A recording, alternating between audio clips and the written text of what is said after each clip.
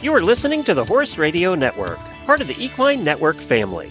This is episode 128 of Retired Racehorse Radio on the Horse Radio Network, part of Equine Network, brought to you by Kentucky Performance Products, Cashel Company, and Spalding Labs.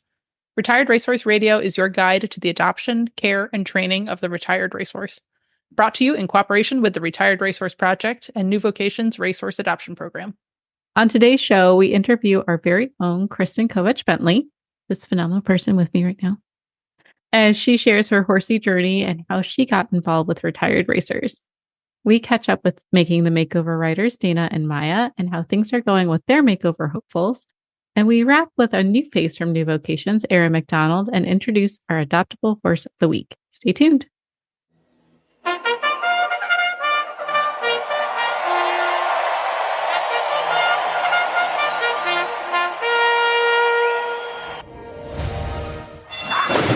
And they're off on Retired Racehorse Radio, the podcast that is your guide to the adoption, care, and training of the retired racehorse. This is Joy Orr in Detroit, Michigan. And this is Kristen Kovatch Bentley in Jamestown, New York, and you're listening to Retired Racehorse Radio. Kristen, it's my favorite time of year where, as a northern person, you either have like winter or summer, but we're in this like sweet spot where it is spring, like the 2 weeks of spring that we actually get. And it's my favorite time of year. Like late spring. Yeah, because early spring is just not good. Early spring isn't real. It's just winter. Yeah, it's just extended winter. This far north. It's mud just winter. Yeah, I have been listening to the song Northern Attitude by Noah Kahn like a lot. If you haven't heard it, you should go listen. Oh my God. Okay. Well, yeah, that's like my current jam. I am a Noah Kahn girly. I'm going to go ahead and put it out there. All right. Well, I'm going to add that. I have a long drive. Oh tomorrow, my gosh. So yes. I'm going to listen to that. Just listen to the whole album. It's so good. Okay. That aside, Noah Kahn, please sponsor us. Sponsor us. Spotify, we're here. That would be the most random sponsorship we've ever landed. Yes. But yeah, we are in the really nice part of spring where it's nice. I will say, if I have one complaint, it's that this is going to sound like the most equestrian first world problem. The grass is really high in the cow pasture because we only just turned the cows out like a week ago and they haven't eaten it down yet. So now it's like scary. Yeah. You can't see the holes when you're riding. I was just going to say, like, it's just the ticks for me. Like, I'm constantly waiting for ticks. Also, I'm a priss and I don't like to get wet. I don't like ticks or getting wet. So no. Yeah. So that's more for me. My horse is living her best life because we also have tall grass because we have rotating pastures. So they all got to go to spring, summer pastures right now, living their best lives. Oh, yeah. They all come in and they don't want to eat their hay. They're that full. I have a hard time with them even eating their grain. They're like, no. Yeah, they're finishing about half of it right now. And it's like, you do you, boo. Glad you're enjoying them. Yeah, it's the feral thoroughbred summer has begun. Oh, yes. Yeah, Astrid is back in work, which is nice. I actually had my first ride on her this week, like 2 months off. It was not pretty and it was not cute. She was highly offended when I sat up there. She really enjoyed that in those feral 2 months. Yes, she's like, excuse me, what are you doing up there? But she's been really nice in the groundwork, and I can definitely see steady improvements as we've been going, where she kind of struggled to stretch or stay straight on the circle before, and now she's lasting a lot longer. She seems to be less fatigued, and she is actually able to like keep herself up, but we're now have to learn how to balance me. So we're just doing the walk for now, and I'm totally okay with it. We can't balance at the walk. There's no point in pushing for the trot. Yes. Yes. Yeah, same thing. Like if you're walking your trot is not good, like don't lope yet. Just don't. Exactly. It's okay. It's not worth it. Although for her, she's like, halt or gallop. I was like, no, neither. How about neither? In between there somewhere. Yes. We gotta figure out our gears again. But it has been fun bringing her back in and like seeing her not be miserable. Yeah, reconnecting and yeah, that's awesome that she's feeling so much better. Yes. So the shockwave therapy was good. And now just learning like what does maintenance look like and what's a pain signal, what's distraction, what's frustration. Like it is kind of relearning my horse, but it's all good and trying not to overthink. Oh my God. Yeah. I was like, that's the hardest part of like bringing a horse along is like, okay, we're at the crossroads of pain, training, and like mental ability. Yeah. Like all the time. And you have to decide which road are we going down? I don't know. So yeah, I feel this. And for anyone who's questioning, like, well, if it's painful to bring her back, why are you doing it? It's not pain all the time. It's just like, if you're like me and you're an awkward 30-year-old who has chronic back pain, like my back doesn't hurt the same every single day. And there's things I can do to make it better. One of them is exercising and making sure that my muscles are, which I don't do as religiously as I should, making sure my muscles are there to support my joints the way they need to be. So it's just smart exercise. Like I'm not going to try to be a showing horse or try to meet any particular deadline, like just keep her and work to maintain muscle mass so she has less pain and can live longer, more comfortably. I think that's such a good point, right? Because we start to get into like, oh, if the horse is in pain, don't ride it. And it's like, okay, well, that's also not going to help anything either. But also if your horse is in like three-legged lame and you haven't seen a vet, like that's a different story, you know? That's a different type of pain. Yeah. That's a different issue. Yeah. And like, but it's so hard to navigate that world, you know? So yeah, I appreciate the journey that you're on. Yeah. I'm excited to share it. And I love having a very honest horse who tells me when it's not a riding day. She's very clear if it's not a riding day. So we're starting out with groundwork. And if she looks balanced and happy from the ground, then we're trying for the saddle, and just, she'll let me know. And that's all I'm going with right now. But some more positive news. I mean, that was positive too, but more fun news of actual riding for fun. I took Mildred to her first show and it went really well. Milith, I'm so pleased for Milith. I'm so excited. Yeah, we didn't even just win, like we won, which shocked me even more because she's so out of shape. Like, God bless that horse. She had a really fun time. Like she's kind of a chicken butt at the barn, and she doesn't like a lot of shifts or things being unpredictable or super loud noises. I'm like, this should be interesting. Going to a show. Horse show's a great environment. Yeah. Yes. And she just took it all in. She was a little bit nervous the first like hour. She wasn't sure about the announcer's booth. That was the thing that really got her, of like, only when they spoke. She's like, what is that? What is amplifying? But she didn't really spook poorly. Like she did take it all in. She would just look at stuff. But she like went in the ring by herself. She handled the warm up fine. She questioned it. Like, why are some horses going one way and doing different things? But like, she mostly stood the entire time and just was like, this is okay. This is nice. And I put her in it was more like a hunter-esque show. Like it was a fun show. It wasn't a true hunter show, but I haven't done that in a while, Kristen. And I haven't two-pointed in a long time. And a dressage girl two-pointing is just not as cute as you want it to be. I was in so much pain. Like I was sore for 4 days. Two-pointing. Oh, geez. Yeah. That's what happens every time I pop the English saddle on. I'm like, oh, what am I doing? Yeah. I wasn't ready for that. Also, I never two-pointed on Millie. I also have never done a sitting trot on her because she's so unfit. Like we lost a bunch of weight of winter and now we put the weight back on, but now we have to turn it into top line. So like I've just been trying to keep her straight and not a wiggle worm this whole time. So to do a sitting trot, it was not the most comfortable thing I've ever done.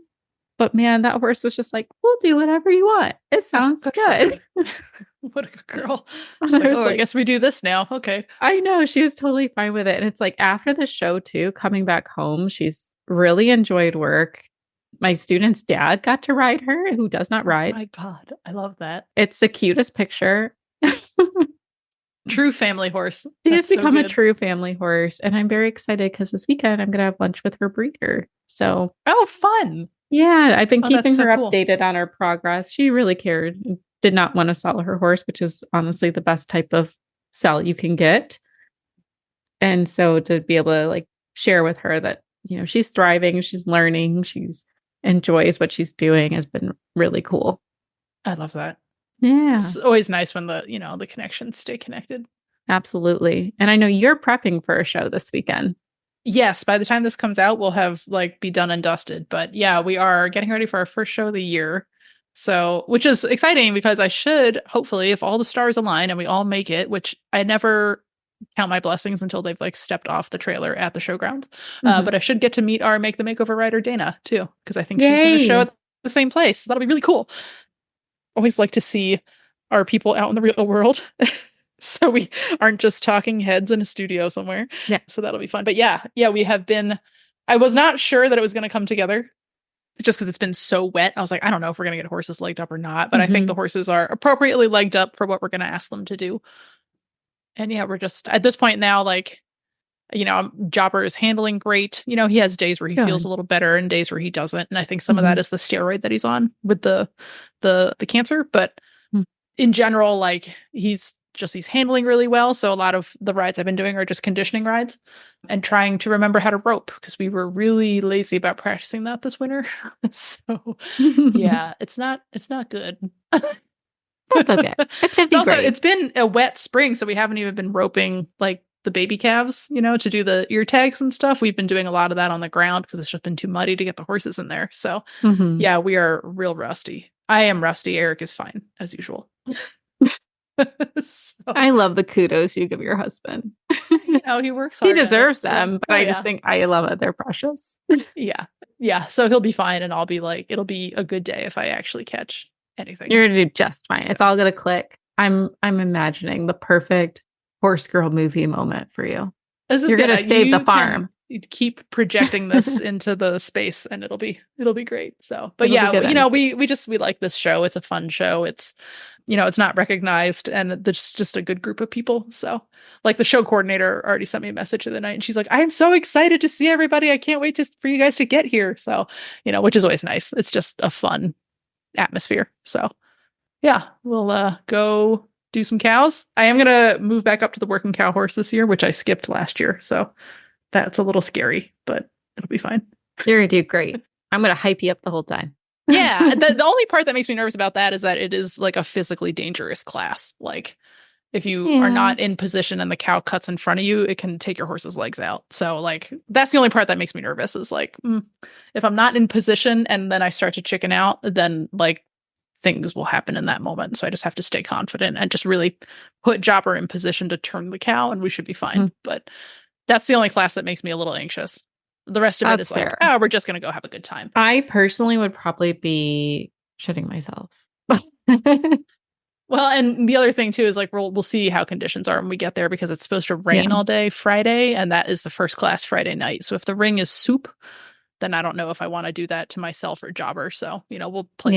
You'll pick what's best for your horse at the end of the day. And we'll see. I mean, I feel like that's kind of what this episode ends up being about. I mean, I know when we do this part of the episode, sorry, listeners, I'm going to spoil some behind the scenes. Kristen and I have done all of our interviews, so we know pretty much what we're going to be talking about throughout. But for us, you're going to get a theme of what's best for the horse through this. And I think it's going to be really cool. But it's a good show, if I do say so myself, because I'm one of the interviews. Spoiler. You are one of the interviews, and it was super fun. And I actually got emotional. So don't be like, but we hear Kristen all the time. Not like this. You don't hear Kristen like this. It's going to be great. Uncensored. No, I did stop myself. I almost swore once, and I stopped myself. So Good it's job. Not fully uncensored, but it was fun. And I'm going to return the favor and interview you sometime too. So we'll give you guys all a warning when that one. But with that, we have a fun episode for you. There's some new faces too. We have a new contact from New Vocations. I think you guys are really going to like her. And we get some updates for our Making the Makeover people. It's all going to be good. But before that, we're going to jump in with our premier sponsor, Kentucky Performance Products. This Nutrition Minute is brought to you by Kentucky Performance Products, the company that simplifies your search for research-proven nutritional supplements at kppusa.com. If you've ever had a horse with diarrhea, you know what a frustrating problem it can be. Finding an ingredient that works to dry up the diarrhea becomes a high priority. It turns out that researchers have found one, a yeast called Saccharomyces boulardii. It has been proven to improve and halt episodes of diarrhea. It supplies specific nutrients to the lining of the small and large intestines, and these nutrients promote healing of irritated tissues. It also supports improved starch and sugar digestion in the small intestine, reducing the opportunity for imbalances to occur in the hindgut. Nalox Advanced, made by Kentucky Performance Products, contains Saccharomyces boulardii, along with a blend of fermentation solubles and stomach buffers. Nalox Advanced is recommended for horses of any age that are suffering from diarrhea. It also supports a healthy digestive tract in horses at risk for gastric or colonic ulcers, such as performance horses or any horse that is constantly on the go and exposed to stressful situations. For best results, Nalox Advanced should be fed on a daily basis. This Nutritional Minute has been brought to you by Kentucky Performance Products. You can find all of their terrific products at kppusa.com.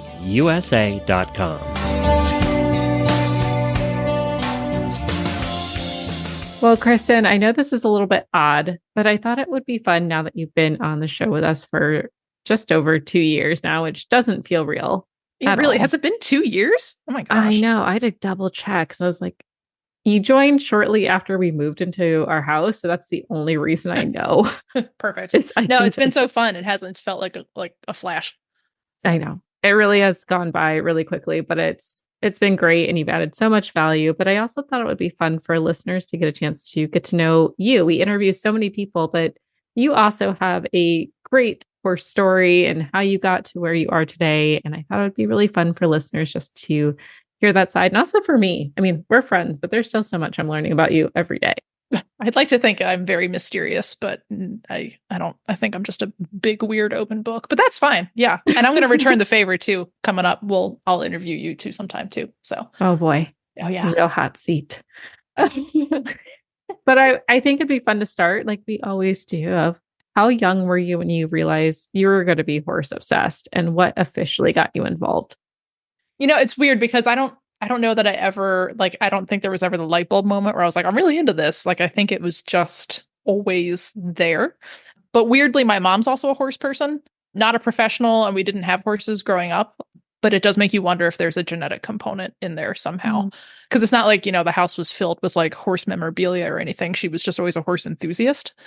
She wasn't competitive as a rider or anything, but somehow, maybe she gave me a horse toy at some point. I don't know. Somehow I just happened to grow up with a very horsey mom. And then, in the way that moms do, she made sure that I got all the opportunities to have riding lessons and lease horses and work at the summer camp and all that, way before she invested in riding lessons for herself. So thanks, Mom.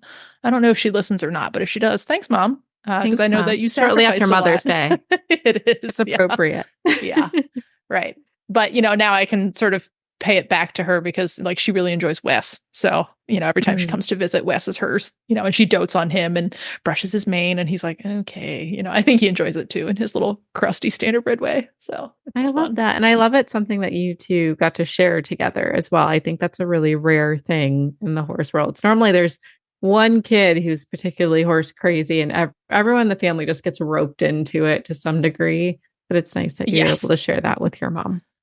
Yeah. And I think it's one of those things that that relationship, man, we are getting right into the deep stuff. The relationship with your parents changes over time. And now I think we're at a really sort of rich point in our relationship to, share that without it being sort of contentious as it can be when you're a bratty teenager. So, we have fun with it now.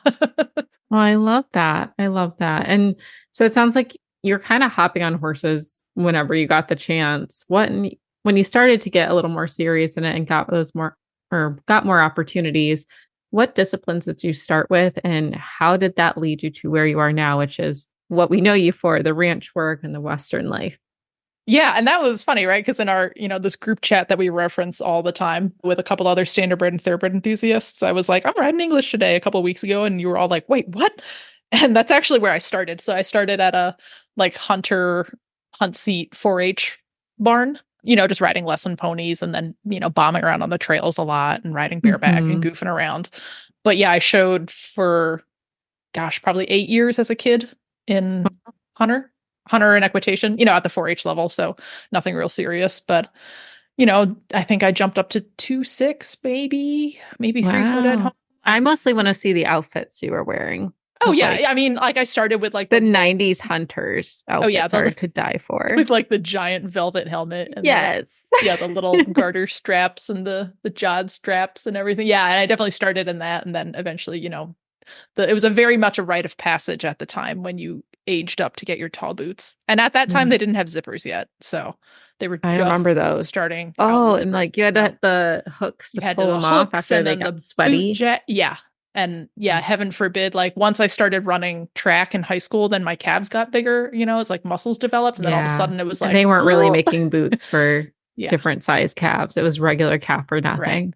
Well, I think we had the tack store order like a custom pair of Slims. And then in the time it took for those to be made, I started running track. And then I went into the regulars and we were like, oops, sorry. Your mom was not thrilled with you, Kristen. Yeah, we didn't have to, or they just had to order it. Like we didn't pay for that pair, so like it all worked out in the end. Good. But then they had a pair of Slims that they were stuck with, so we're like, sorry.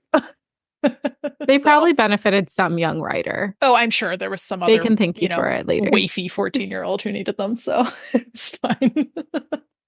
So yeah, I did that, and then went through like some teenage period of self-doubt where I sort of just started like completely planning on the neck at the base of a fence, and I fell off a lot. Like there was one show weekend, I think I hit the dirt like 6 times or something crazy. And my trainer's like, why don't we dabble in Western for a while? So I took one of the old lesson ponies and we plopped a Western saddle on him, and I goofed around in that for a while until I got some confidence back. But at that point, then I was so into the Western, I was like, I kind of like this, So I did a year of games. I did the Western pleasure and the equitation and the horsemanship.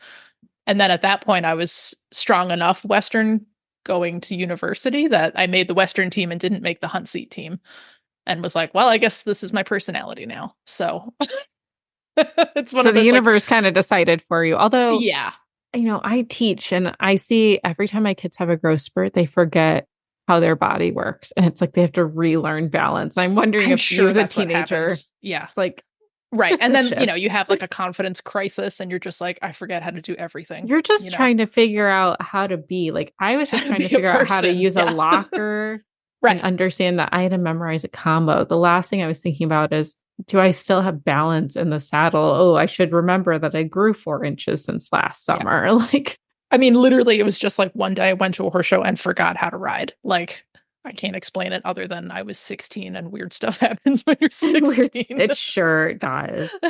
So yeah, I'm always like, when a kid is like talented and stays talented through their entire youth career, I'm like, oh, well done. Because that is not a phenomenon. You are the unicorn. Right. Yeah. It was a good time. I ate a lot of dirt that year. Well, tell us a little about the horses who were involved in your life. What types of horses were you working with growing up? Oh gosh, well, like lesson ponies, whatever, lesson horse I could get on. And my trainer, Lynn, she did a really good job of matching me with horses that would give me confidence, because I just was not the most confident youth. So the one that really sticks out, there was this Cremello pony named Naughty, Knotty. It's like, that sounds no, disastrous. Not Naughty. Yeah, no, that would not be and today you would get me tooed for that. That wouldn't work. But his show name was Who's the Boss, and he was extremely strong-willed. Like so to get into his stall, it was, a little shed row with the Dutch doors, and they had pulled every other board out of the door so that there was a ladder. So you had to put your tack on the door and then climb up the stall like a ladder and then jump over the top and groom him and tack him and bridle him. And then you had to take off the bungee cord and then untie 3 knots in a lead rope that was tying his door shut, because he was such a magician. He would pick a lock and then he would go to the golf course across the street and run around all night. So that's a problem, because like they'd run sprinklers and he'd put like little hoof print dents everywhere. So he was horrible. You did not disappoint in the story. The more you described, I was like, what is this going to lead to? Yeah. I think he colicked and had to be put down when I was 18, maybe. I just happened to be at the farm. It might have even been after I went to college, and was home on a break. And that was the first time anybody there had seen me cry because poor old Naughty had to go. But he was fun. And he was the one I also like bombed around Western on. He neck reined to a point until he decided he didn't want to anymore. So there was a very embarrassing regional show in which he was like, nope. And then sort of ran around the ring. That was a good time. Oh my God. But yeah, I had a lot of fun with him. And there were numerous horses at I went to Alfred University and then worked there for another 4 years afterwards. And there were just some really cool horses there. So horses were donated to that program. So we had, like $50,000, $60,000 reiners that were donated because their hocks couldn't hold up to competition anymore, but they were really fun for us. So there were some, you could pop the bridle off and like do a full reining pattern and, just that's so fun. Cool things. And then I worked at a ranch in Wyoming, I think for 5 years. So I started out as a housekeeper and I rode a lot in my time off. And they realized pretty quickly, they're like, you can ride pretty well. I don't know how, because this was only a few years after like the falling off at every jump incident, but I was balanced enough by the time I got out to this ranch. They started putting me on green horses and like difficult horses. And then the next year they invited me back to be a wrangler. So that was like probably the 4 best summers I ever had. That's awesome. Was leading trail rides. And I think that's what really gave me a taste for like working ranch work. It wasn't a real working ranch. Like we weren't roping or doing anything crazy, but it was one of those days where like you were really reliant on your horse to get a job done, whether that job was like successfully guiding your guests on an all-day picnic ride or actually like rounding up and moving cattle. So once you start to do like that kind of relationship with a horse where you have to get a job done, I think it really deepens that relationship, and you really appreciate the horses for, what they can do for you, but also what you can do for them, to make sure that they're having a good day too. So, Absolutely. But that ranch bred Arabians. So that's, you and I both have a good foundation in Arabian horses. That was going to lead to my next question though, because like types of horses you're probably working with as far as breeds is probably your stock horses, of course, but also Arabians tend to be a really common one in there. Maybe some like old school Morgans. But what got you into aftercare racing industry? Like, how did we end up with some thoroughbreds and a standardbred? Like, what drew you there? I always was interested in racing. Like, when you're a horse crazy kid and you're just flipping through channels, like eventually you land on the betting channel and you're like, horses, so you watch that for a while. Even though you're like, this is definitely for, like you look back on it now, you're like, this is for gamblers. But at the time, it was a way to get horses on the TV. So where I grew up outside of Philadelphia, we were close to what's now Parks. It used to be Philadelphia Park. So our summer camp from our riding stable would always take, a field trip down there, like one day a summer. So we'd, rent a school bus and everybody would hop on and you go to the races for a day. And we just watch the horses run and watch them in the paddock. And then they, bring all the kids into the winner's circle and like you get to meet the jockeys and have that whole cool experience. So like that was just like a really cool part of growing up. I think my trainer every now and then would get a random off-track thoroughbred, either like an older one that came into the program or she would get one to restart. And then, the more you learned about it, like the more I was like, oh, this is like kind of a need, right? Like we need people to take these horses on after racing, because you grow up with all the stereotypes of like, oh, they're flighty, they're hard to train, they're too fast, they only know how to run, they don't know how to do anything. And I'll actually credit my mentor at Alfred. She was preparing to do an independent, she wanted it to be a course. So it was an independent study with 2 students where they actually went up to Finger Lakes and they bought 2 horses right off the track. And these kids did an independent study to bring these horses along. And it didn't end up materializing into a course, but it's cool because I know a lot of other schools are doing that. Like University of Findlay has a really cool program now in their English school where they're taking, horses on as coursework to turn those over. So, that kind of exposure, I was like, oh, like, I think I could do this someday, and then it was just always one of those like someday things. And then the right opportunity came along when Jobber was offered to me. And I was like, yeah, I guess I'll do that now. And then he happened to be eligible for the makeover. So did the makeover and then sort of got pulled into that, orbit. Because the makeover, as we know, it really kind of just brings you in and then you're sort of part of this community and this family. And I intended to go back and be a long-term volunteer. And then they happened to have an opening in communications. So they were like, well, would you actually like a job? I was like, well, yes, I would like a job. Thank you. That sounds great. I feel like course opportunities just like present themselves to you. You're not necessarily searching it. You're just like, yeah, that sounds good. Yeah. Like, there's a couple ways to look at that, right? Like I can look back and be like, well, I got really, really lucky that I've just had a series of jobs that sort of like came up at the right time. But then I also think like, okay, if I tell myself I'm lucky all the time, then that sort of diminishes that like I do have a lot of skills and I work hard. So I prefer to think of it that, if you're a hard worker and you're, dedicated to what you do, that the opportunities do present themselves. and not in some sort of like mystical, like you're drawing it to yourself way, but just, Yeah. there will always be opportunities for hard workers. So, Yeah, I 100% agree with. I mean, even when we were looking who was going to replace Jamie as she was growing her business and, she needed to move on from the space, you were the first person who came to mind because you had been a guest on the show several times to talk about RRP, and you were just such a natural selection for it. And it was definitely like how you present yourself and how you speak and your experiences and things like that. It wasn't just like, oh yeah, Kristen girl.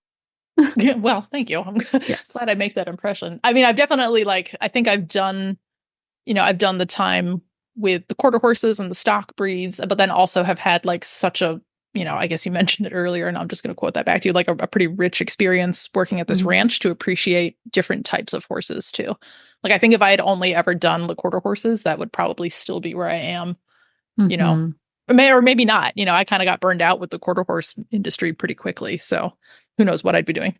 But yeah, having like that varied breed background, I think makes you pretty open-minded to trying something a little bit out of the box. So I think so too. I definitely think so. And tell me a little bit, there's got to be one horse who has made a huge impression. I'm sure there's several, but there's got to be one has stuck out for you as a memory. Who's made the biggest impression or difference for you from all the horses that you've ever worked with? I think it has to be Jobber. And he's your heart horse. He is, but he's also been the horse that has taught me the most, but has also increased my confidence to know that I can bring him along.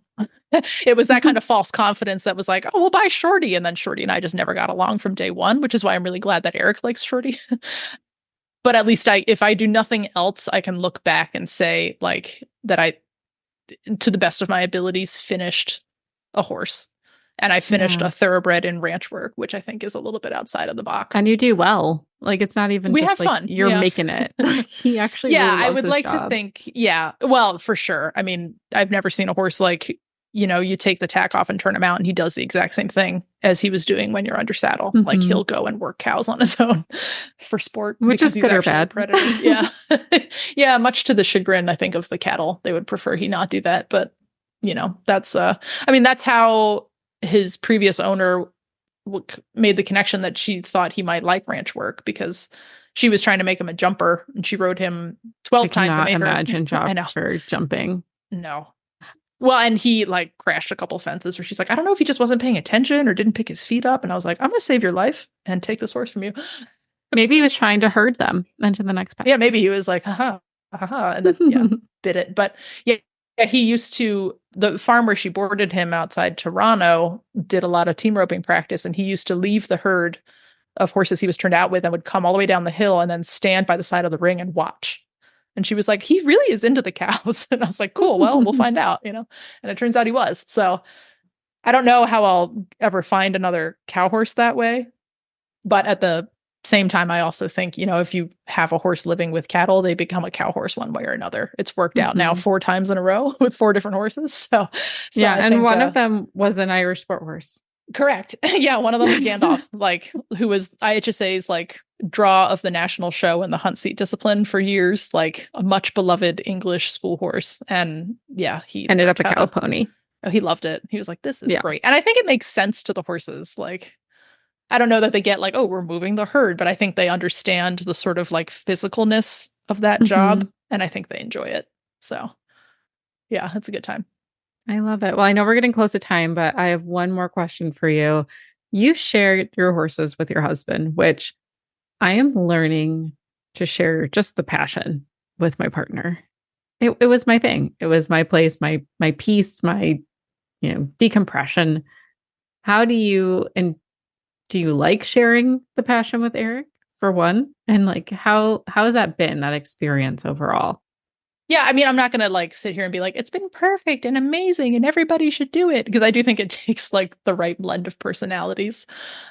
But I think gosh, let's see, Eric and I will be married for 9 years this summer. And I've definitely learned a lot more about being patient, being honest with him and myself. And then just like skipping the BS part, you know, like it's the stuff you do like in a high school relationship, right? Where you're like, I was going to say, like, it sounds like you yeah. have horses for therapy, like well, marriage counseling. No, not necessarily. Like, I mean, the thing with like, you know, I guess this is really the thing with Eric, right? Is he's a no BS person. Like he's a no BS person in his job. You know, he's a prosecutor. He's just always been that way. And his dad was the same way. And I think he got it from him. So like, there's like, he's going to say what he thinks. There's no games. There's no hiding anything. So like, I think I've learned to be a lot more straightforward from him. So if we have a problem, like we just pull up the horses and talk about it. And that's awesome. I'd like to think it's pretty healthy. So, you know, I do think like it's been funny. Like what someone in the auditors group was like, you are courting disaster by being your husband's riding instructor. And I was like, okay, well, Glenn's told that to us. Yeah. Well, I mean, too bad, I guess. I don't know. I'm not going to sit here and be like, oh, we're perfect. We figured it out, because there's definitely moments like we haven't had one yet this summer, but there was definitely a moment last summer where I was like, I don't remember what I was saying. I was just like, sit back on your pockets, you know, and shouting it across the pasture. And I just hear, I'm trying, like back across the pasture. And I was like, oh, time to back off on that. You know, this year, I think it's a little more of a hands-off approach where like Eric has his strategy for what he wants to get done. It's like a good strategy. And, you know, I check in and see if he needs help with something. And otherwise, like he's getting horsemen enough, like he can sort out, you know, and make a plan and address the plan and plan B, you know, and it's just been really cool to see sort of his transformation. So he used to be like, why do we have these thoroughbreds? They're so complicated. And I'm like, no, horses are complicated. You just have never had this level of nuance before. You know, grandpa bought them horses and said, don't fall off, have a good time, you know, and they just, which is a great way to learn. But now it's, you know, we're trying to develop horses, and that's a very different skill set. That's a different skill set. Yeah. Well, but you know, at the same time, go ahead. I was going to say, I a much worse student than Eric is, because he tries to coach me on the roping and I just immediately get frustrated with myself. And then it comes out as frustration with him, but it's not his fault that I don't practice enough. So then it's like, I can't do this. I suck. I'm terrible. And he's like, no, you just need to practice more. I'm like, I know. I don't have time. So yeah, like, you know, if you had to point at which one of us is a bigger, better person, it's Eric every time. We won't let him listen to this episode. We don't need to inflate his ego. Actually, your husband doesn't really have an ego. Yeah, I don't think it'll be a problem. Yeah, he's a pretty cool cucumber at the end of the day. He's pretty chill. Yeah. But I was going to say, like, maybe it's a nice place to end on, but it almost feels like how you started with horses has come full circle to where you are today. Like, having that relationship with your mom and having something to share with someone that you love and you respect. And I'll dare say even look up to Eric to some degrees. I'm sure that one's a little more mutual. Oh yeah. I mean, absolutely. Yeah. And like literally, because he's several inches taller than me, but also there's that too. Figuratively as well. But yeah, there's like that mutual love and respect for each other. And you started with horses with your mom, and now you're getting to share that with your partner that you have. And I think that's a really beautiful thing to have, and really, really rich, to be honest. It's absolutely it's enriched my horse life and our personal life. You know, I mean, we're in the summer season now, so it's absolutely bonkers, right? Like we don't eat dinner until 9:00 at night every single day. But we always play the thought experiment of like, what would we do if we didn't do this? And we don't really know. You know, it's a lifestyle, but yeah, it's one that we're passionate about now. So. I love it. And Kristen, thanks for sharing a little bit, like a slice of your life. I know we didn't have enough time to really get into things the way I would hope that's to. Okay. We were going to get too deep here. We gotta I know. I had questions about like Jobber, Shorty, and Wes and how you found them, and like for another time. And the nice thing is you're always here every episode, so we can dive into them. The good news is I'm not going anywhere. So. You're not going anywhere, but I think this is really fun. I feel like I got to know you better, and we're in a group chat. Like we literally talk every day. But I hope listeners also enjoyed learning a little bit more about you too. Well, thanks for interviewing me. It's been fun. It's been weird to be on this side of the mic. So I know. Well, like you said, I will get the pleasure to be interviewed by you at some point, but this is definitely a treat. So with that, we'll end this interview because we have more to do. Always more. Always more. Cashel has been crafting top-notch products since 1986, designed to make your ride safer, more convenient, and downright enjoyable. From the Crusader Fly Mask, the ultimate fly mask, trusted by riders nationwide, To the blanket top performance felt pad with pressed felt with merino fleece. It's like a spa day for your horse's back. To the beautiful beaded halters, adjustable, durable, and gorgeous. Visit CashelCompany.com today and gear up for the ride of a lifetime. Cashel, where quality meets the saddle. Well, we are back with our favorite summer segment. I'm going to call it summer now, even though it's still springtime, because if you're from the north like us, there's either winter or there's summer. So we're back with our favorite summer segment, Make the Makeover. And we have with us today Dana and Maya. Ladies, welcome back to Retired Racehorse Radio. Yes, thank you for having us. Excited to be here. So Maya, I'm going to start with you because we haven't heard from you in a little while. So what have you and your horse been up to? And do we decide his name is pronounced Yulequist or Jewelquist? We were calling him Jewelquist. Okay. It's been a bit of a struggle, I'm not going to lie. As you guys know, I got him pretty fresh off the track and gave him a little bit of time, but not a ton. And he made it really clear really quickly that that was not going to work for him. Oh, really, really, really struggled to let down and settle, lost a ton of weight, would go on and off grain. So, of course, got him checked for ulcers, treated him for ulcers, and then continued meds for that. And, eating improved, but the behavior and he was just really, really, really not happy about life. So I turned him out again, beginning of last month. Basically got him going walk track canter and then turned him out. He was out for about a month, brought him back, hopped on him in the field. He was a saint. About 3 days in, same thing. He was just like, I can't. And it's kind of sad because, he's 4 and he had just turned 4. So he's a young 4. And, we want our horses to be competitive and we want them to want to do the job that we ask. But I honestly have the gut feeling that this dude just is not interested in a competitive life at all. So I'm going to give him a lot more time, which is, of course, not super conducive to this goal. But that's not really, at the end of the day, what it's about for him. So he's turned out again. His ulcers look better. He's still just on a maintenance medication. And he's putting weight on and all that good stuff. But yeah, it's been not exactly what I had in mind. Right. Yeah, for sure. But on the other hand, great horseman's decision. And I think this is always such a good thing to come back to, right? Because the makeover catches a lot of flack from people who have never done it. And they just assume that everyone who does do it just forces that horse through that 10-month timeline and, cranks them out and takes them to the makeover and does the thing. And that's not really the case. Time and time again, we find people making, these tough but critical horseman's decisions of this horse isn't ready. This horse needs more time. He needs to do something different. So yeah, our hats are off to you for, zooming out and giving him the time that he needs. And, hopefully with some time, maybe he'll turn out and maybe he'll be competitive next year. So yeah. Well, thank you. I appreciate that. And, it's just you win some, you lose some. Sometimes you'll get one off the track that's just so happy to stay in the program, happy to stay in work. They love all daily interaction and all that good stuff. And sometimes you'll get some that are like him where they're just I need my time. So we're going to give him some time. Yeah. How many rides has he had? Would he still be eligible for 2025? I sat on him. Oh, geez. I would say I only flatted him maybe 6 times, but he hacked a good bit before that. So I would say maybe 15 or 20 rides. Yeah. Well, if you can go back, I did this when I was trying to decide if my horse was eligible for 2018, and I made his previous owner pull a calendar out and jot down every day that she rode him, and it turned out she rode him 12 times.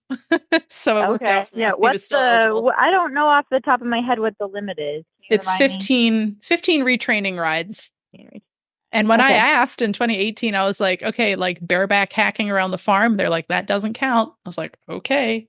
So he had 12 training rides. So yeah. Okay. So, if you want to be safe, send him an email. Yeah. But yeah, there's a good chance that, he might just need to sit in the field and grow for a year and kind of get settled. And then maybe you bring him back next year.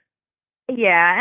And I think too, it's interesting, his personality. I think I mentioned to you one of the first times that I couldn't quite figure him out, and that he seemed intelligent and confident, but then he also had this this little streak of like, he was so insecure that he'd be really, really naughty. And I kind of wonder if maybe that was like the beginning of him trying to express that he needed to, he needed to be out of work for a while. You know what I mean? Like, I think looking back, that might have been what I was trying to figure out. So early warning.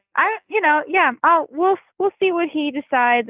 I don't unfortunately have the resources to keep horses turned out that aren't doing stuff. So I'm like a little bit coming to terms with the idea that I might not be able to keep him if he doesn't start going around by, say, July at the latest. Because then at that point, it's like, if you're is it really fair to, and if I give him that much time, is it really fair to ask him to perform in a venue like RRP? Right. After only, this year. so many months. I wouldn't, so we're just going to play it by ear, but it's all part of the process, right? Yeah, for sure. Well, and that's like the joy and heartbreak of thoroughbreds, right? Is like some of them do march right off the trailer. They raced yesterday and they're like, I'm good, man. I can hop around a 2-foot 2.6 course right now. And you're like, okay, cool. But they don't all come out that way. And those ones are a challenge. So it's too bad. But also, again, like, our compliments that you're doing the right thing by your horse. Absolutely. Thank you. Yeah. I was snooping on his pedigree a little bit earlier today. And I don't know, you might know this, but he is a half brother to Tom's d'Etat, who's like a multiple graded stakes winner. I was like, wait a minute. Yeah, he's freakishly well bred. But that is interesting, right? Like you start to put all the pieces together and you're like, okay, he raced 5 times. He's clearly bred to be a superstar, raced 5 times and never hit the board. And now it's also like, I don't know if I want to do this. So it makes you wonder, like, what does he want to do? Exactly. He want to be a racehorse Right. And then at that point, it's my job to figure out what would suit him, right? And I think like I'm really fortunate to be in Aiken, which is such a huge hub for so many disciplines and so many horse people.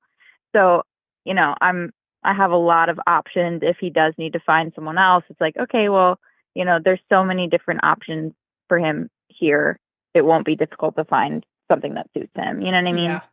And he comes from good connections too. So, if you really get stuck, it might not hurt to reach out to them and be like, hey. I did contact them already. And I was like, hey guys, just so you know, your horse is opting to not participate in being a domestic horse right now. So, but they just said to keep tabs, so which I appreciate about them. Yeah, for sure. Yeah, that's always good, when those first connections still want to know, where's he at, what's he doing? So cool. Yeah. Well, we will, cross our fingers that he kind of gets over whatever hump he's working on, and maybe he just needs a little time and he'll come out and be maybe he'll just be a good boy for a different person too. Sometimes you just gotta find the right scene. So he'll come around. It's just gonna take some time, I think. So we're gonna give him some time. Cool. Well, good luck. We'll be thinking of you. Thank you. Me on. Yeah. Appreciate it. Thanks. Dana, how are things going with Buckeye? I'm hoping that I'll get to see you this weekend for our first horse show. This episode, of course, comes out way after our first horse show. So you and I might already be like BFFs at this point by the time everyone is listening to this. But So we went to a cattle clinic 2 weekends ago. And my mom held out, didn't have her baby, but she ended up having her baby at 9:03 Sunday morning. So we didn't get to come back for the show. But we got to spend all day there Saturday, and it was good. As we were schooling kind of in the warm-up arena, though, we realized, like, I've only ridden him outside 2 times because we have an indoor, and Northeast Ohio, we have nothing but, mud as far as the eye can see. So fields are just not very friendly for keeping shoes on. And so he was definitely taking in all the sights, but he took it all in stride. He was a baby thoroughbred, and he was a little snorty and excited, but not scared of the cattle. Good boy. He did everything I asked him to do. So with the exception is he was really excited. So this canter that we've been working so hard and refining to a lope reverted back to a gallop. And we were like, that's okay. We'll just scale it back to trotting today. It's cool. But he was just really excited. He wasn't scared, just excited. Like, what are we doing? Well, you can work with that. Yeah, that's good. As opposed to being so backed off and kind of in himself that he can't function, Yeah. Yeah. And he certainly, he wasn't not willing. Like, he was all for it, just maybe a little too enthusiastically. So just curb your exuberance like a hare, and then you'll be in good shape. Exactly. Nice. So I think it'll be good. He has had a couple baby brain moments. So tomorrow morning, we're waiting on the farrier to put some shoes back on. But aside from that, we're doing doing all right. I don't want to jinx it, like knock on wood. Right. Well, so last episode we had Chris and Jody on, and at some point we're going to make you guys all swap so you guys get to meet Chris and Jody, and vice versa. But we wanted to ask everybody on this next round your feed plan and your feed schedule and, what you're feeding these horses in this first year of transition, because I think this is always a hot topic and there's no right or wrong answer. I mean, the only right answer is the calories that they need. And there's a bunch of different ways to get there. So Dana, we'll start with you. What is Buckeye's feed regimen right now? So Buckeye so I guess I should back up. When I first got Buckeye, he was actively being treated for ulcers and he was on omeprazole. So we did about 30 days of that, scoped, he was clear.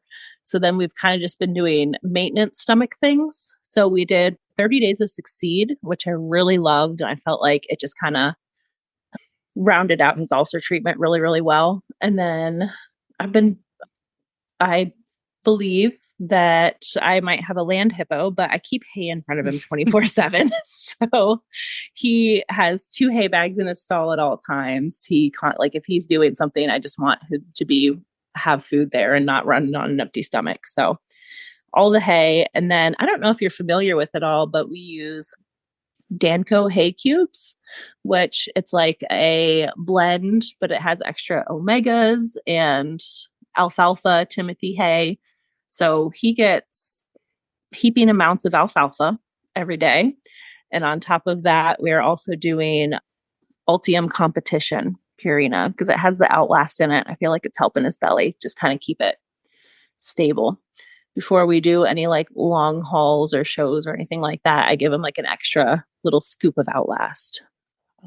So he's keeping his weight really nicely.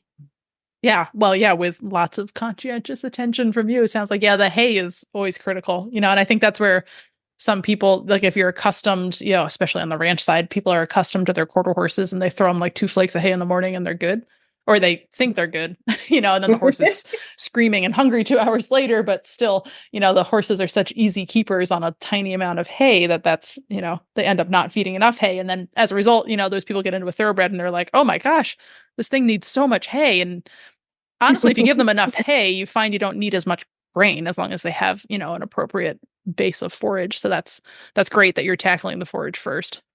I want it to be mostly forage, and the grain is just kind of like a topper. And once we finally get grass here, we still are mudlots. I keep hoping summer, spring, there's no sign of spring grass quite yet.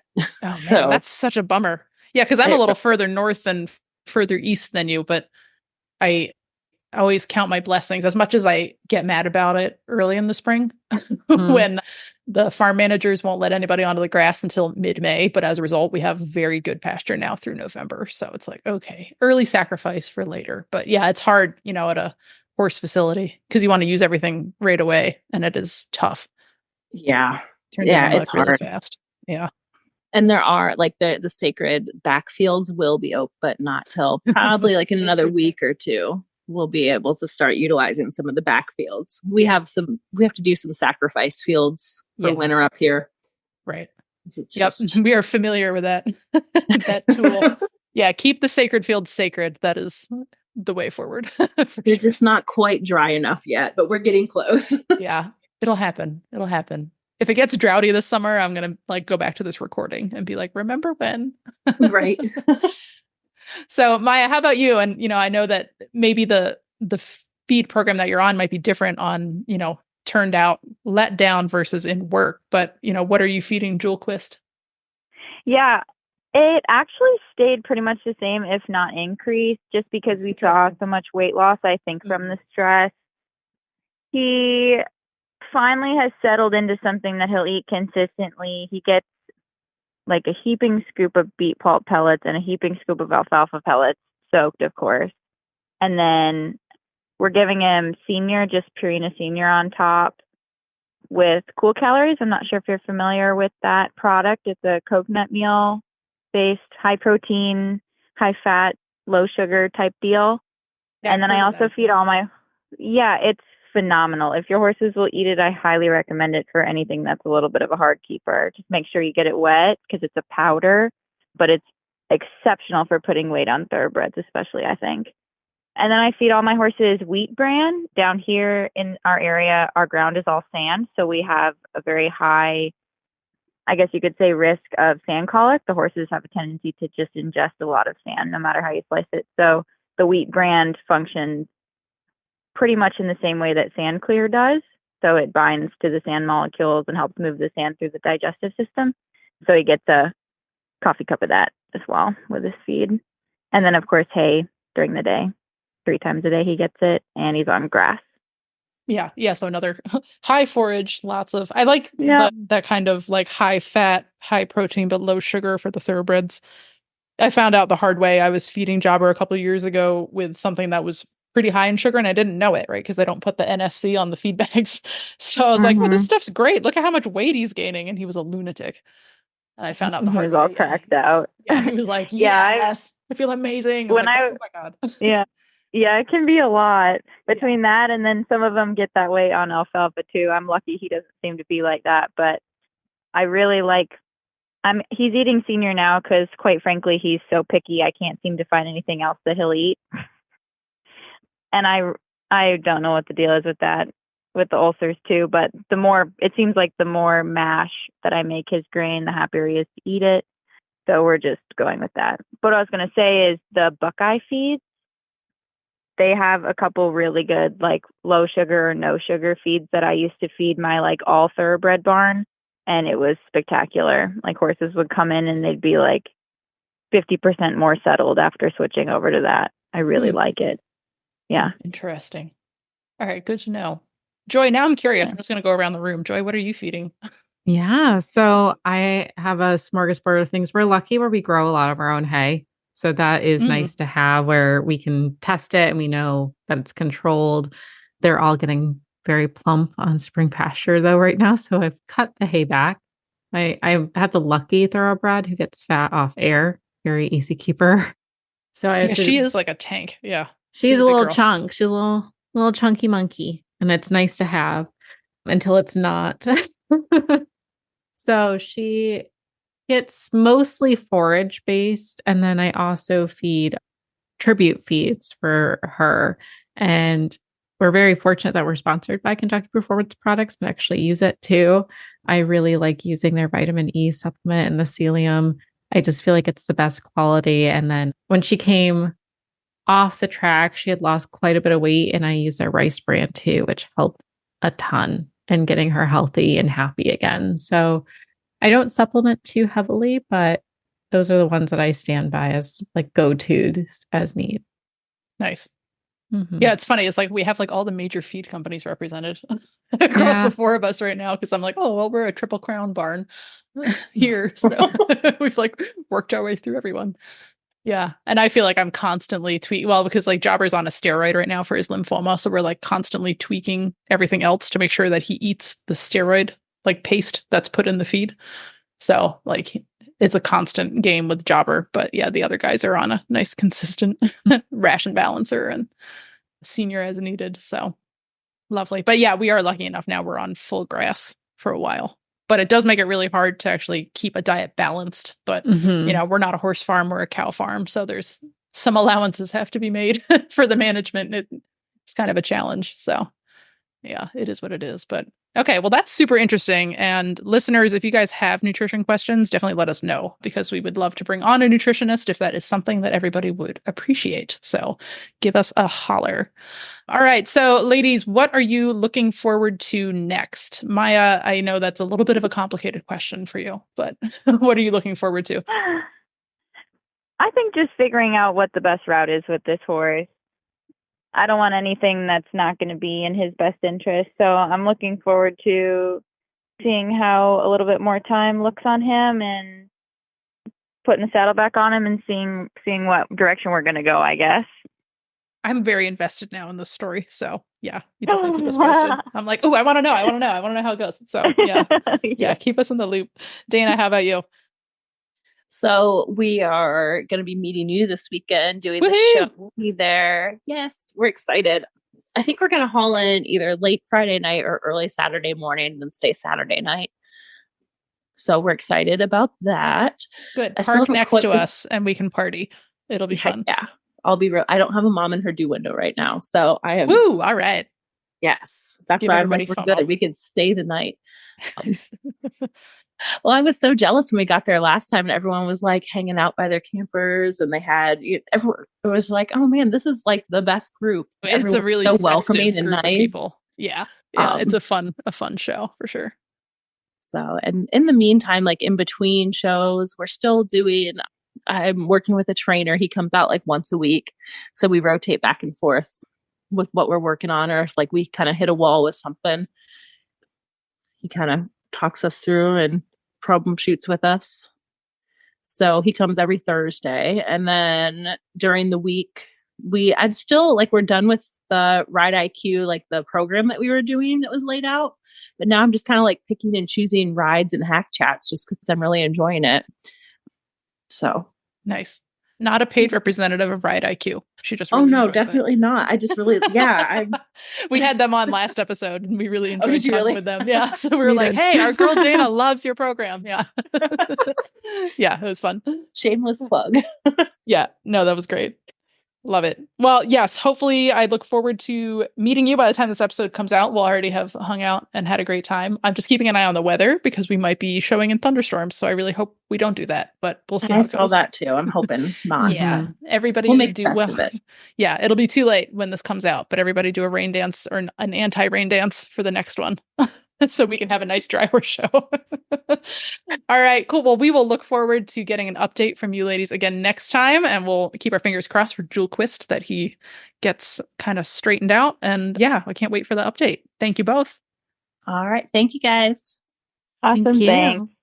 Joy, you recently got to try the Spalding fly predators, which I've always been curious about, but we haven't gotten to it because we have so many cattle and so many horses. I think it would take an army, but I'm super curious how it went for you guys. Tell me more about that. Yeah. So we got our first shipment in end of April. And so I haven't talked about them yet because it's been cold in Michigan till very recently. So they were sleeping in their little cocoons. You get a bag and it's got shavings in it. And they kind of look like mouse pellets at first. And you're like, what is this?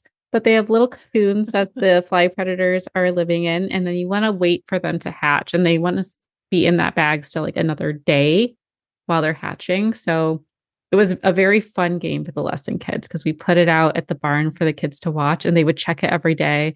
And it was super fun because the day they hatched, which was very recently, they're like, the bag is moving. And they were very excited to tell us that. So it got to be very interactive for them. And so we have placed our first batch of fly predators out, which I'm so excited for, Kristen, because I don't know about you. It has been a hectic fly season already. And we just got started. I know. I'm like, how is it this bad already? So I'm happy for you that you have a good solution on the way. Yes, I'm very excited to see how it goes. So I'll definitely have another update when we come to it. But they've just been placed in their spaces. So we'll see them hatch. And I have fingers crossed that we're to see a positive decrease. But we have more to share with you about Spalding Labs and fly predators. Take a listen now. Easy, effective, and eco-friendly fly control starts with fly predators. Fly predators are the organic, natural way to dramatically minimize your fly problem. Learn more about fly predators and other Spalding Labs fly control solutions at Spalding, spalding-labs.com. Well, it is that time of the show where we bring on new vocations to join us, but it is a special treat because we have a new person to introduce you to from the New Vocations family. We have Erin MacDonald, who sits at the Florida Satellite Farm. Welcome to the show, Erin. Thank you so much. I'm thrilled to be on the show with you guys today. It's such a pleasure. And this is the first time you've gotten a chance to speak with you. And for listeners, Erin will become a reoccurring character for us. We're super thrilled to have some new perspectives and some new horses to talk about. And normally we like to introduce a training tip at this point. But since it's your first time, Erin, we love to hear a little bit about you and how you got involved with horses and specifically aftercare. Sure. So I have been riding since I was 5. My parents made the mistake of putting me on a pony, I think at a fair or something. And then do it. That's a gateway drug. Exactly. Was hooked ever since. And then, yeah, so just like kind of joined programs really as like hunter jumpers, did a bit of that, started eventing. With aftercare, my dad actually started a shipping company in Ontario, Canada. And he would take me to Woodbine Racetrack just outside Toronto. So I got to go with him a bunch and was super interested in the racehorses and like kind of that side of the horse world. And then I picked up my first horse off the track, I think in 2008. And then I've been down in Florida kind of restarting thoroughbreds for private clients professionally for about 9-10 years. And then got on board with New Vocations. This will be my 3rd year with them. Amazing. And when you started getting on board, so there's the Florida location.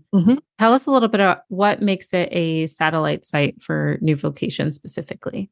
Yeah, so most of our intake are horses that are running at Gulfstream, Tampa. Ocala is a huge hub, particularly for sales. So our 2-year-old and training sales at OBS here in Ocala. So a lot of those horses and farms that are surrounding Ocala, they would send their horses to us now instead of going to Lexington or Louisiana, which would be the 2 other satellite facilities that are fairly close. So we're kind of serving the southern end of the states. And there was definitely a need for us here. So it's been great and extremely busy. So it's awesome. Like we're really, really fortunate to be working with a lot of donors that are breeding and training down here. And we have stayed extremely busy in the, going on 3 years that I've been with New Vocations. So we've seen a bunch of very nice horses pass through the program. And it's just, we're able to kind of take a bit of the pressure off of kind of our main facility in Lexington. So it's been kind of good on all fronts. That's really cool. Is there a particular type of horse that tends to come in? Like, do you get like, I don't know, horses that didn't sell at OBS, or is it just sort of like the gamut of all thoroughbreds? Yeah, it honestly has been a bit of everything. After the 2-year-old sales season, which will be coming to a close here in another month or so, we'll get some 2-year-olds in for sure that just aren't going to make the cut, didn't sell, maybe had a small injury. So that's something that I feel like we would maybe get in more so down here than our other locations, just because it's such a big part of the industry. But for the most part, it's been kind of your typical younger horses that have had maybe short careers or are in training at many of the training centers down here in Ocala and just quite aren't going to make the cut. So we've kind of had a smattering of every aspect of the racing industry and kind of horses of all ages, really, with our oldest being a 10-year-old. So that was pretty fun. A nice war horse. I love a war horse. That's awesome. I have a silly northerner question, and all of our southern listeners are going to laugh at me, but how do you deal with the heat down there? Like, Joy's from Michigan and I'm from New York, so we are not accustomed to... Like, I'm still in a long sleeve shirt right now, and I'm quite content. Yeah. So I am from Toronto, Ontario, and it has taken, honestly, this long. Like, I would say probably last summer was the first year that I was like, I can do this. I'm going to be okay. I'm going to make it. We just have to get everything done really first thing in the morning. Like, I'm out there feeding at 5. We try to get horses ridden and typically in. Most of them come in kind of for the heat of the day. So that's done by, say, 11. And then you kind of hide in the house, do paperwork, maybe cleaning sometimes. We typically go out like in the evening and kind of do another group, that sort of thing. So you're kind of just like splitting up your day, and you're trying not to be outdoors when it's 110 degrees with, 90% humidity. Nice. Well, we appreciate you making the time to hang out with us on an evening because we record in the evenings. So yeah, we appreciate the time. But yeah, I'll be thinking of you this summer when I'm like, oh, it's so hot and it's like 85. Yes. Yeah. Yes. We might have to move your time up, Erin, catch you when you're hiding. We'll catch you in the siesta period of the afternoon. Yeah. That works for me. I love that. How many horses do you currently have on the facility?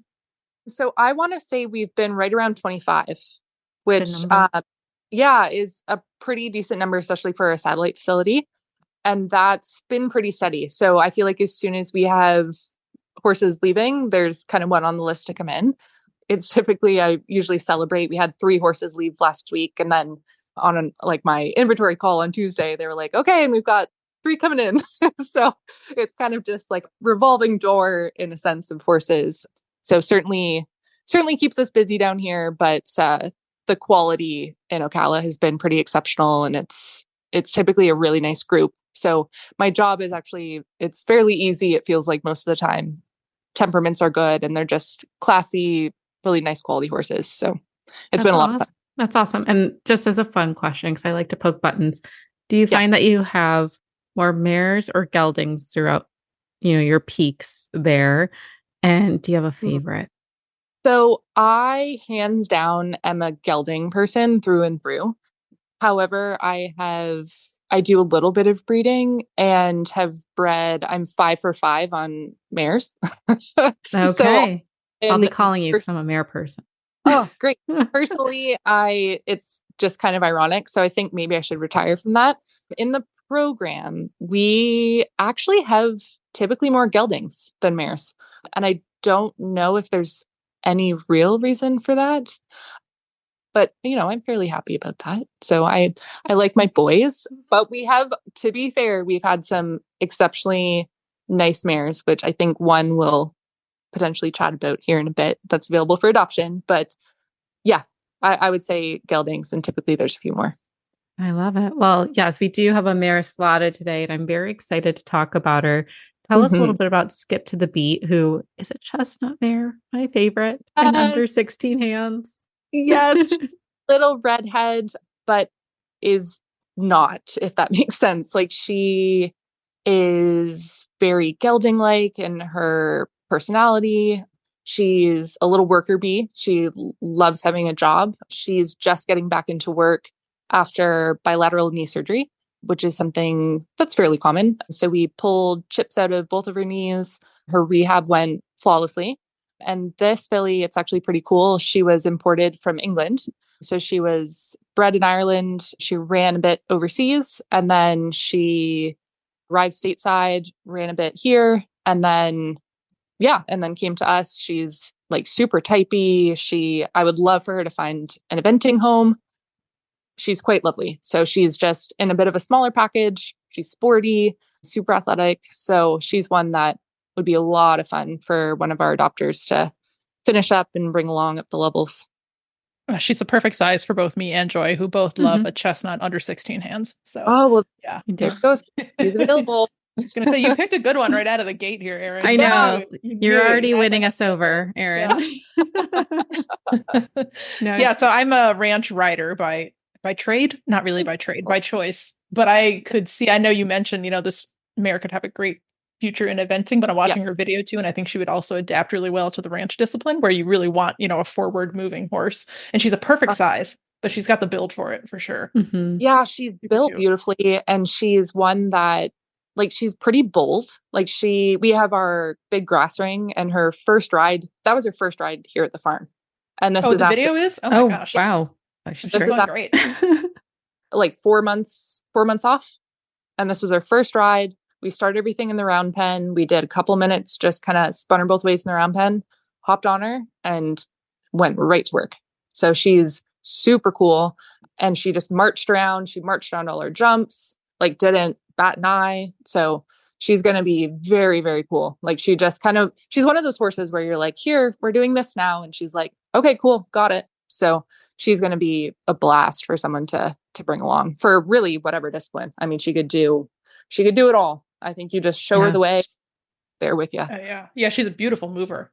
Yeah, she stepped up to the canter now in the video I'm watching. This is always funny because we watch a video on a podcast and then describe it to listeners. But you head over to the website and find this horse, you guys. But what I like about her too is she's very feminine looking, and I love that about a mare. Like, not saying a mare you can't quite tell if it's a mare or gelding till you double check isn't a lovely horse, but there is something about a regal looking mare who you can tell she knows she's cute. Like, she perks right up for the camera, and she's got that lovely metallic chestnut color where that gold fleck really comes through, and she's got some chrome. So she'll be a stunner for sure in any show ring. Yep, absolutely. Cool. Well, she's super cute, and she's located in Ocala, Florida, like as if any of us need an excuse to go to the Disneyland for horse people down there. And while she may not have been the most successful racing horse, I do agree she's going to be a phenomenal sport horse. You can tell she's got the brain and she's got the movement for us. What is her adoption fee right now? So she's at $2,500. Practically free, everybody. Practically free. Yes, she pretty much is. And we've assessed her, like our vet team have assessed her. I obviously have under saddle. I'm 6 foot, so typically I put a smaller rider on my smaller horses for videos. But she's been, well, as you can see, kind of right out of the gate, she's just been a pleasure. So that's her. Well, listeners, check her out. Skip to the beat at newvocations.org. And remember to get your applications in. You can't adopt until you're approved. And they go fast, I swear. Sometimes we can't keep up with the ones that go. But if you're looking for one and Skip to the Beat has already found her next home, don't worry. I'm sure Erin would be more than happy to help find the next one for you. Absolutely. Erin, thank you so much for joining us. We're really excited to have you continue to join the podcast and bring your expertise and very cute horses to the show. Thank you so much for having me. Really fun episode, Joy. I can't wait to hear from our Make the Makeover trainers again and get that next update and see where we're at in a couple of weeks. You can find our show notes and links to today's guests on the website at horseradionetwork.com. Like us on Facebook and Instagram, just search for Retired Racehorse Radio. You can follow us on Twitter at Horse Radio. You can find me on Instagram at The Horseback Writer and on Facebook at Jobber Bill, Racehorse to Ranch Horse. My email is kristen@horseradionetwork.com. You can find me on Instagram at Misfit Mare, and my email is joy@horseradionetwork.com.